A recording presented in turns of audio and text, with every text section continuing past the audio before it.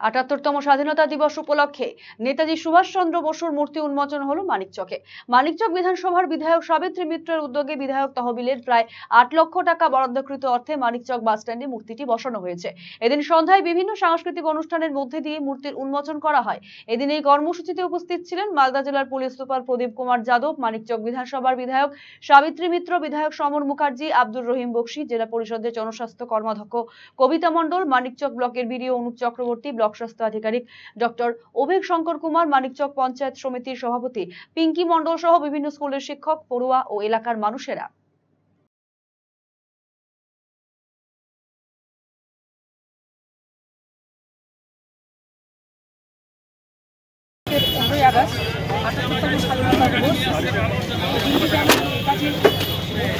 স্থাপন করলাম। আমাদের সম্মানীয় আধিকারিকরা এটা উদ্বোধন করেছেন। আরও অনেক কাজ আরও লাইটিং ফাইটিংয়ের কাজগুলো বাকি আছে। আমি চাই মানিকচকের একটা এগিয়ে যাক। মানিকচক সমস্ত যারা দেশের জন্য প্রাণ দিচ্ছে, যারা দেশকে স্বাধীনতা আন্দোলন লড়াই, যারা ভারতের স্বাধীনতা এসেছে, তাদেরকে অনেক বাচ্চারা চিনতে পারে। মানিকচকের মধ্যে প্রতিমূর্তি কোথাও নেই। সেই জন্য আমরা এই মূর্তিগুলো বিভিন্ন জায়গায় বসাচ্ছি।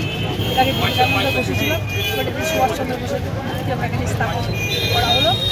এরপরে অনেকগুলো আরও মূর্তি আছে, গান্ধীজি থেকে শুরু করে রবীন্দ্রনাথ ঠাকুর, কাজী নজরুল ইসলাম, মূর্তিখানে করবো। যদি মানুষ চাই তাহলে আমি আবু কালাম আজাদেরও একটা প্রতিমূর্তি করা উচিত বলে মনে করি।